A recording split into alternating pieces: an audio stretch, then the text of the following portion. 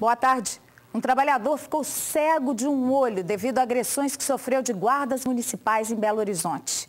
Ele contou que voltava do trabalho na madrugada desse domingo, parou para pedir informações e foi surpreendido pelos agentes, que disseram que ele era suspeito de um assalto. Flávio Elias Soares, de 34 anos, foi transferido às pressas do Risoleta Neves para o Hospital João 23. O locutor passou por uma cirurgia. Segundo parentes, ele perdeu o olho esquerdo depois de ter sido agredido por 2 guardas municipais. Segundo a família, Flávio voltava do trabalho. Ele desceu na estação da Pampulha do Move. Como o ônibus que o levaria para casa não passava mais, ele decidiu caminhar até a Avenida Pedro I para pegar um táxi. Ao avistar uma viatura da Guarda Municipal, ele acenou. Foi aí que começou toda a confusão. O irmão do rapaz contou que Flávio só parou os guardas para perguntar onde pegaria um táxi perto da estação. Nessa hora, ele foi confundido com um criminoso. Flávio ficou nervoso e os guardas dispararam a arma de choque contra ele. O locutor não foi imobilizado e os agentes partiram para a agressão. Com castete, com o cabo da arma, né? Da arma de choque, ou a ponta, e começaram a agredir, bater no rosto dele. A agressão foi tanta que o globo ocular do meu irmão saiu para fora, o olho dele explodiu. O boletim de ocorrência feito pelos guardas municipais traz outra versão. Nele, o locutor teria desobedecido os agentes e começado uma briga. A família já fez outro boletim de ocorrência e procurou a justiça. Os parentes querem uma investigação do caso. O meu irmão, ele é muito trabalhador, trabalha sábado, domingo, feriados, não tem passagem pela polícia, nunca teve, nem na adolescência. Uma pessoa nova, com muitos planos e projetos que, infelizmente, uns vão ter que ser cancelados. É uma perda lamentável dos olhos, porque perdeu, na verdade, a visão, o olho. Teve que retirar e tudo mais. Então, é terrível. Olha, o Flávio Elias já foi personagem de matéria feita para um programa da TV Alterosa, quando ele trabalhava como locutor de ofertas em uma loja do centro de Belo Horizonte. É um cara conhecido de colegas nossos que dizem que ele sempre foi trabalhador. Olha, realmente esse filme, A Volta dos que não foram, né? Que, na verdade, hoje tem sido uma grande escola para os locutores. O que a gente espera é que esse caso seja apurado devidamente, uma resposta sobre o ocorrido e a responsabilidade de quem foi seja divulgada. A Guarda Municipal informou que a Corregedoria da Corporação já determinou a abertura de processo para apurar o fato e que o Flávio e os parentes podem procurar o corregedor para registrar a queixa. A polícia prendeu um ladrão de retrovisores que fez um arrastão em carros estacionados nas ruas do bairro Floresta, em Belo Horizonte. Ele disse que roubava os espelhos para trocar por drogas. 10 pares de espelho de retrovisores foram encontrados com Adailson Costa Chaves, de 34 anos. O homem disse à PM que é viciado em crack e que venderia o material para comprar comida e droga. Segundo a Polícia Militar, os furtos ocorreram em ruas e avenidas do bairro Floresta. 9 vítimas proprietárias destes carros vieram registrar o boletim de ocorrência. O suspeito foi preso em flagrante. No momento da abordagem, assim que nós chegamos no local, pelas características deles, nós o abordamos e encontramos com ele, dentro de um saco, espelho de retrovisores. Nós o indagamos, interrogamos ele e ele confessou ter cometido os delitos. Ainda de acordo com a polícia, Adailson já tinha passagem por roubo. Ele é meticuloso, ele é sorrateiro. Tirava um, observava, depois tirava outro, tornava a observar, mas dessa vez ele foi ineficaz, dada a eficiência da Polícia Militar. O Sistema Único de Saúde não atende uma ordem judicial para transferir para uma UTI uma jovem de 27 anos internada com suspeita de meningite numa unidade de pronto atendimento em Juiz de Fora. Segundo a família, o caso dela é grave e há risco de contágio para quem está na UPA porque a paciente não está isolada. O laudo pede a transferência imediata da paciente para uma UTI. A suspeita é que ela esteja com meningite. Claudiene Louro Fonseca Amorim, de 27 anos, está internada em coma induzido na unidade de pronto atendimento da Zona Norte. Ela foi levada para lá por uma ambulância do SAMU depois de ter dores na cabeça e uma série de convulsões. Ela chegou aqui na UPA, teve mais um quadro de convulsão contínua, né, que eles falam convulsão decorrente, e mediante ao mesmo teve que ser entubada e desde então ela está em coma. O laudo pedindo a transferência é do dia 22 de agosto, sexta-feira. O nome dela entrou na lista de espera da Central de Vagas do Sistema Único de Saúde de Juiz de Fora, mas de acordo com a família, o pedido não foi atendido. Por isso, eles entraram com pedido na Justiça para assegurar a vaga. O mandado foi impetrado e a notificação entregue à Secretaria de Saúde no mesmo dia. Só que até hoje a situação não mudou. O caso da Claudiene tem 2 agravantes. O primeiro é a possibilidade de que ela esteja mesmo com meningite, uma doença contagiosa. Você estava me dizendo que nem existe isolamento aqui dentro, não é isso? Na UPA não tem isolamento. Como que ela chegou com histórico de ter meningite, eles improvisaram um local para ela ficar isolada. A segunda questão diz respeito ao histórico da paciente, que já teve meningite 3 vezes. Ela passou por 4 cirurgias na cabeça. Nessa semana, a TV Alterosa mostrou a luta da Michele para conseguir uma vaga para a cirurgia do pai. O homem teve uma trombose e precisa amputar o pé esquerdo, mas esperava mais de 2 semanas, mesmo com mandado judicial. Depois da reportagem, a Secretaria de Saúde já fez a transferência dele para o hospital onde vai ser realizada a operação. Mas o procedimento ainda não foi feito. Sobre o caso da jovem com suspeita de meningite, a nossa equipe de Juiz de Fora tentou várias vezes e ainda não teve resposta da Secretaria de Saúde da cidade. A polícia de Eloy Mendes, no sul do estado, investiga quem postou fotos de adolescentes da cidade de roupas íntimas em poses eróticas na internet. As imagens viraram assunto da praça, com consequências graves para as meninas. De acordo com a polícia, fotos de pelo menos 4 jovens foram parar na internet. A divulgação das imagens trouxe consequências graves. Segundo um funcionário do hospital de Eloy Mendes, uma menina tentou se matar depois da exposição das fotos na internet, mas ela foi socorrida a tempo. Um dos pais das jovens chegou a postar em uma rede social mensagens de apoio nesse momento tão difícil. A investigação pode pedir a quebra de sigilo das informações da rede social para chegar aos autores. A investigação é feita de acordo com a nossa metodologia, né, usando todos os meios disponíveis de angariar provas, rastrear IPs. Já ouvimos as vítimas, já estamos intimando alguns suspeitos e as investigações estão avançando. Os pais têm que orientar suas filhas para não se expor desse jeito, não tirar esse tipo de foto. Um incêndio atingiu o pátio do Detran, do bairro Betânia, em Belo Horizonte, na tarde desse domingo. Vários veículos ficaram destruídos.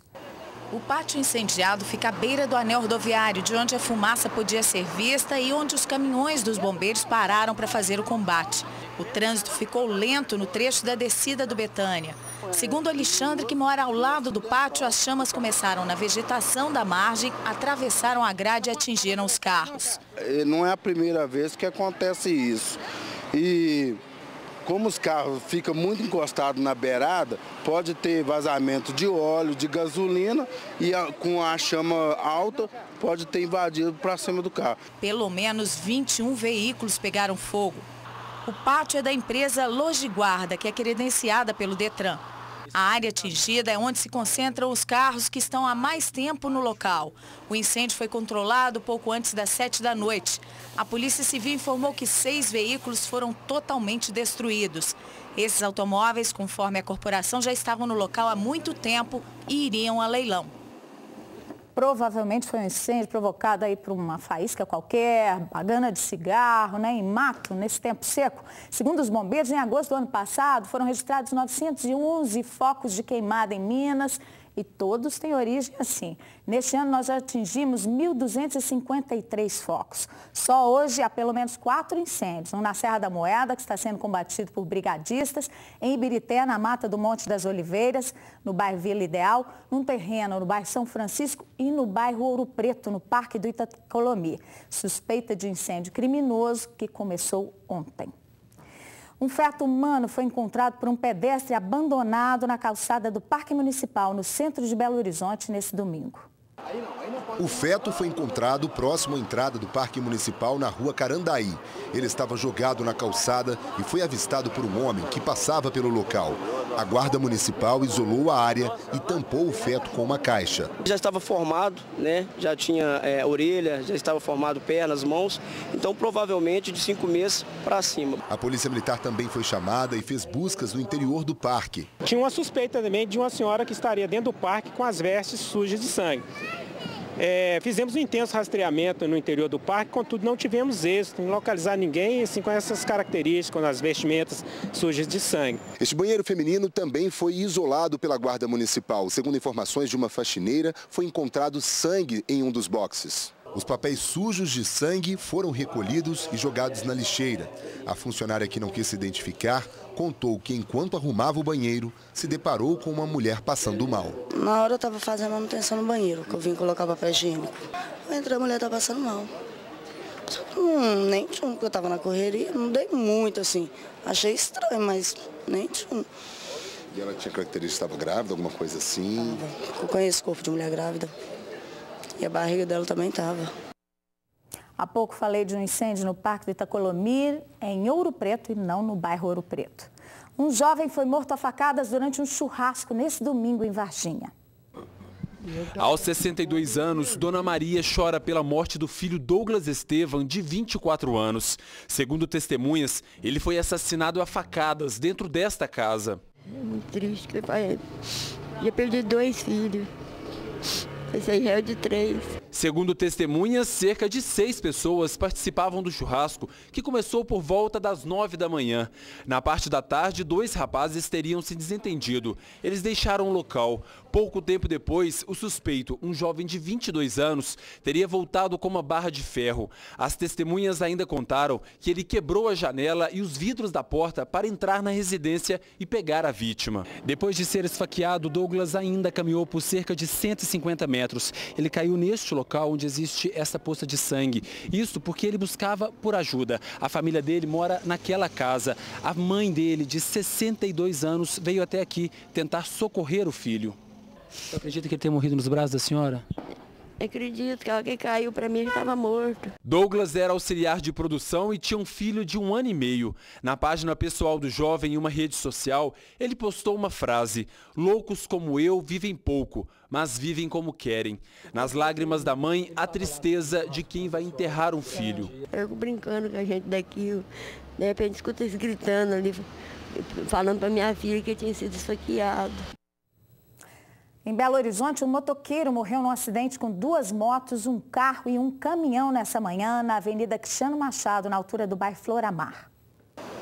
O motociclista e a mulher estavam indo para o trabalho no bairro São Marcos quando sofreram um acidente. Segundo a polícia, a moto, que o homem identificado apenas como Eliseu pilotava, se chocou na traseira de outra e tombou. Ele morreu na hora. O condutor da motocicleta Honda 300, de cor branca, parou juntamente com os demais veículos devido à retenção no fluxo de trânsito. Em seguida, o condutor da motocicleta XR300, que seguia imediatamente atrás, colidiu contra a traseira da motocicleta. Em seguida, foi projetado para debaixo da roda do caminhão juntamente com a passageira. O condutor foi vítima fatal e a passageira da motocicleta teve esmagamento das pernas. O homem era pedreiro e tinha 4 filhos. Por causa do acidente, o trânsito na Avenida Cristiano Machado ficou lento. Depois de quase 3 horas com apenas uma pista liberada, o trânsito voltou ao normal. E quem enfrenta o trânsito de Contagem em direção ao centro de Belo Horizonte enfrenta uma maratona na Avenida Amazonas. Toda manhã a mesma coisa. São 3.200 veículos circulando por hora na via. Ponto de partida, a Avenida Eugênio Pacelli, em Contagem. Nosso exercício de paciência começa num trecho com um trânsito pesado de carretas, caminhões e ônibus. Quem está no ponto já sabe, vem aí uma maratona rumo a BH. O trânsito está complicado. Muito ruim, né? Agora sim, Belo Horizonte, bem-vindos à Avenida Amazonas. Aqui o motorista precisa de uma bela dose de calma. De Contagem ao centro de BH, por hora são 3.200 veículos, circulando nos horários de pico. Tá dando não, senhor, tá osso, viu? Fica difícil pra nós, não tá fácil não. Complicado, viu, amigo? Todo dia a gente pega esse trânsito aqui, E é cansativo. Se tem alguma retenção, que nada, é muito carro mesmo. E olha que o sinal está verde. Isso ainda é infernal, não tem jeito de andar não. Quem não se irrita vai fazendo o que pode e até o que não pode para passar o tempo no trânsito. Tudo parado, mas a placa indica que a gente pode rodar a 60 km por hora. Tudo bem, vamos na velocidade real da Amazonas. Deve dar aí uns 4 km por hora, né? No máximo. No máximo. Ambulância no pedaço, aí vira aquela confusão. Quando a paradeira ganha o reforço da falta de educação, dá nisso aí. Cruzamento fechado. Eu tenho certeza que a vontade de muitos motoristas é fazer isso aqui, descer do carro, abandonar o veículo e seguir a pé. E um detalhe, até agora, em mais ou menos 1h30 de percurso, a nossa equipe não encontrou nenhum agente para melhorar pelo menos um pouco a situação do trânsito. Chegamos à Praça Raul Soares, nosso ponto final. A consequência é que cada vez mais as pessoas estão ficando estressadas, ocorrem vários acidentes no trânsito. Todo dia a Avenida Amazonas é a mesma coisa, não muda. Policiais militares voltaram a ser alvo de um atentado em Juiz de Fora. Uma guarnição que passava pela Avenida Brasil, sentido Zona Norte, viu 2 pessoas numa moto avançando de sinal e fugindo. Houve perseguição pelo bairro Manuel Honório e o carona da moto atirou, acertando a viatura e furando um dos pneus. 2 suspeitos foram detidos. Um deles tem 15 anos e, segundo os policiais, teria envolvimento com o tráfico de drogas no bairro Dom Bosco. O rapaz que pilotava a moto negou participação no atentado contra os policiais. Na semana passada, um outro veículo da PM já havia sido baleado. Moradores do bairro Céu Azul, em Belo Horizonte, estão vivendo com esgoto escorrendo pela rua. Eles reclamam que Prefeitura e Copasa ignoram os apelos para a instalação da rede para algumas das famílias do bairro. E isso já gerou até briga entre vizinhos. Rua Radialista Sinésio Silva. Segundo os moradores, desta parte aqui para baixo, ninguém tem rede de esgoto. Todo mundo tem que se virar com fossas. Uma situação que já é complicada. Por causa disso, esta moradora aqui tem vivido um grande drama. Há 17 anos, Adriana tentou resolver a situação e instalar o encanamento passando pelo terreno do vizinho, para chegar até outra rua onde há rede de esgoto. Aí tem uns 15 dias, ele arrancou meu esgoto, não me avisou, não me deu tempo para nada, jogou na rua. Fiquei sem banheiro 3 dias, né? E aí eu chamei Defesa Civil, polícia, tudo que eu pude fazer eu fiz, né? A prefeitura, acionei a prefeitura de imediato. Né? O que a prefeitura disse? Ele falou, ó, vai ter que jogar para a rua até resolver, tanto a polícia como a prefeitura, né? Só que agora a prefeitura está em cima de mim, está querendo me dar multa, né? Porque está na rua, tá fedendo, tá mau cheiro, tá mosca, tá imoral. Ela também já procurou a Copasa e levou o caso à justiça, mas está sem respostas. Enquanto nada é feito, ela coleciona boletins de ocorrência da vizinhança, que está incomodada com o mau cheiro. Alguns vizinhos fizeram até um buraco para que os dejetos não se espalhassem pela rua. Seu Divino explica por que tampou o encanamento da vizinha. Quando precisasse de manutenção, então a gente teria que juntar e fazer. Teve uma vez que já aconteceu de estourar no cano do outro vizinho e eu fiquei na situação sozinha para arrumar. E depois outras coisas que acontecem entre vizinhos, então eu preferi que não passasse mais. O que os moradores querem mesmo é uma solução definitiva para a falta de saneamento básico na rua. Já foram reivindicados, né, várias vezes na Copasa, só que ela fala que a rua, né, ela não tem caída. E, na verdade, quem paga, né, o pato somos nós. Isso aqui é anos e anos de luta, né? Depois de pronto você quebrar, né? Você tá vendo aí. Né? E fora a humilhação, a vergonha, né? Tá na rua, tá imoral, né? A Copasa diz que o problema é da topografia e do solo, que é muito rochoso, mas que está estudando alternativas para poder viabilizar essa ligação. Um carro caiu dentro do Ribeirão Arrudas nessa madrugada em Belo Horizonte. O motorista do Siena Prata perdeu o controle do carro, quebrou a grade de proteção e caiu dentro do canal na altura do bairro Alto Veracruz.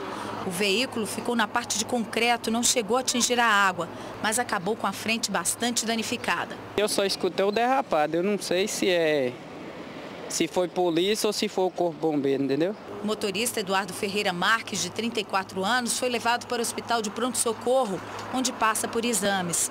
No local onde o carro passou e derrubou a grade, foram colocadas apenas algumas faixas.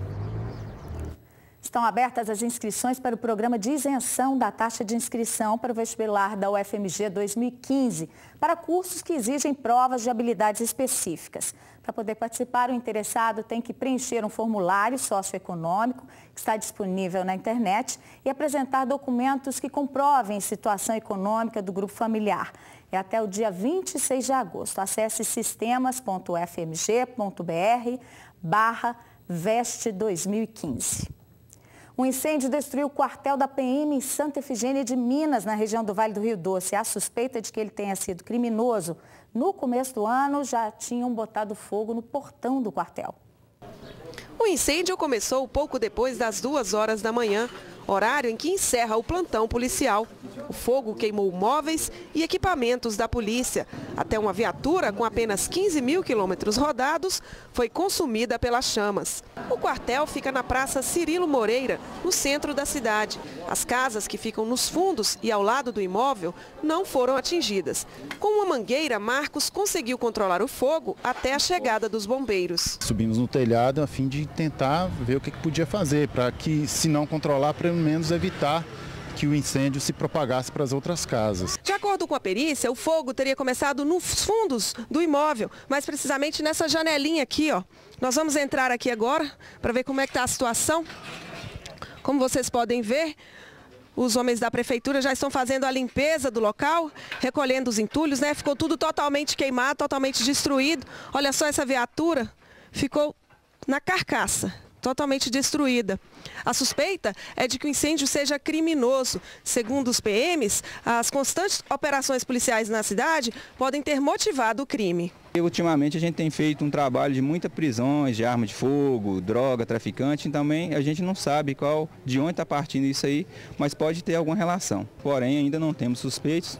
Vamos estar colhendo as câmeras, as imagens das câmeras aí dos comércios para a gente tentar encontrar os responsáveis pelo crime ocorrido. Inventou um método de avaliação física que ficou conhecido no mundo todo e deu nome para a atividade que reúne milhares de adeptos também no Brasil todos os dias. É o método Cooper, desenvolvido pelo médico americano, que esteve em Belo Horizonte nesse fim de semana para participar de um congresso e colocar a turma para se exercitar. O médico americano está com 83 anos e ficou famoso por ter inventado um teste que avalia as condições físicas da pessoa por meio da corrida. Em visita a Belo Horizonte, para um congresso de medicina esportiva, veio à Praça JK, zona sul da capital, para dar dicas aos frequentadores.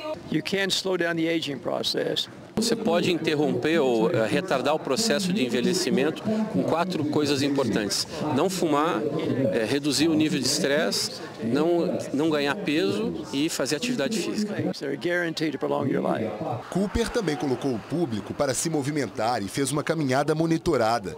O trabalho de Cooper ficou conhecido no Brasil depois que os testes e as avaliações criados por ele foram utilizados pelo preparador físico da seleção brasileira da década de 1970. De lá para cá, o treinamento ficou difundido no Brasil. Hoje, o teste é utilizado não só por atletas. O método também tem sido aplicado em grandes corporações, como a Polícia Militar.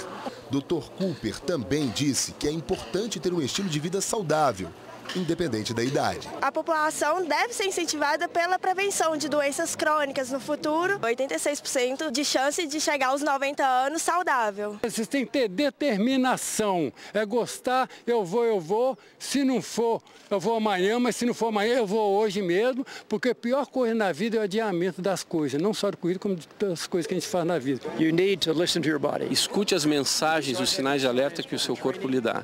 Então, se você sentir algum desconforto no peito, algum desconforto, uma dor no joelho, é um sinal de que há alguma coisa errada e você tem que ver o que está acontecendo. Mas você sempre encontra um caminho para chegar nos seus objetivos se você tem a vontade de fazer isso acontecer. Não aceita desculpas para não fazer exercício. I will not accept excuses. Envelhecer todo mundo vai, né? Mas a gente deve saber como fazer isso para manter a qualidade de vida, ficar bem assim, né? Aos 83 anos. Outras notícias na nossa segunda edição, 6h10 da noite. Uma boa tarde para você.